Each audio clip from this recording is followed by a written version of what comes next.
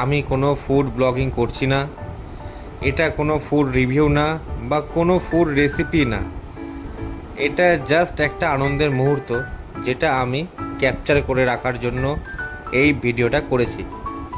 আমি আজকে আমার মায়ের সাথে রান্না করেছি মটন আর পোলাও। তো আজকে মাকে বললাম যে খেতে ইচ্ছা করছে, তো মা বললো বাজারে যেতে। দিয়ে বাজারে গেলাম, বাজার থেকে মটন নিলাম, চাল নিলাম, আরও যাবতীয় যা যা লাগে সবই নিয়ে এলাম। আর মাকে বললাম যে আমি আজকে তোমাকে হেল্প করব। তো মা বললো ঠিক আছে। তো মা যেভাবে বলছিল আমি সেভাবে হিসাবে করছিলাম, ভালোই লাগছিল। আর এই রান্না করতে করতে অনেক আড্ডা, আর কি হাসি ঠাট্টা অনেক কিছু হলো। অনেক দিন পর মায়ের সাথে মন খুলে গল্প করলাম এই রান্নার ছলে। ভালোই কাটলো দিনটা। আর এটুকুই বলতে চাই আমি যে ভবিষ্যৎ নিয়ে ভেবে বর্তমানটাকে নষ্ট করে কোনো লাভ নাই। এর থেকে উল্টোটাই করা ভালো, বর্তমান নিয়ে বাঁচো। কারণ বর্তমানের এই ছোটো ছোটো মুহূর্তগুলোই ভবিষ্যতে মনে পড়বে, ভবিষ্যতে স্মৃতি হয়ে থাকবে, সুন্দর স্মৃতি। আর বর্তমানের কর্মের ওপরেই ভবিষ্যৎ নির্ভর করে, ভবিষ্যতের ওপর বর্তমান নির্ভর করে না।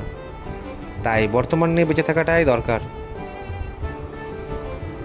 আর এই ছোটো ছোটো মুহূর্তগুলো, প্রত্যেকটা মুহূর্ত জীবনের সব সময় উপভোগ করা উচিত। কারণ জীবনের এই মুহূর্তগুলো আর ফিরে আসবে না।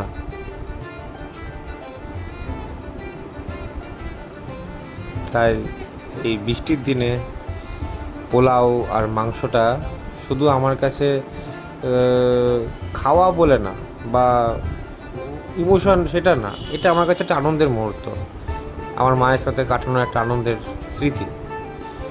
যাই হোক, মাংসটা খুব গরম ছিল, তাই খালি চর্বিটা তুলেই শুরু করেছিলাম খাওয়া। রান্না হওয়ার সাথে সাথে বসে পড়েছিলাম, এতটাই খিদে পেয়েছিল। আর তারপরে এত ভালো রান্না, আমি লোভ সামলাতে পারলাম না, তাই বসেই পড়লাম খেতে। যাক, দিনটা ভালোই কাটলো। আর এটাই বলবো যে বর্তমানের দিনগুলো সুন্দর করার পেছনে মনোযোগ দেওয়া উচিত, নাকি ভবিষ্যতে কি হবে সেটা নিয়ে ভাবা।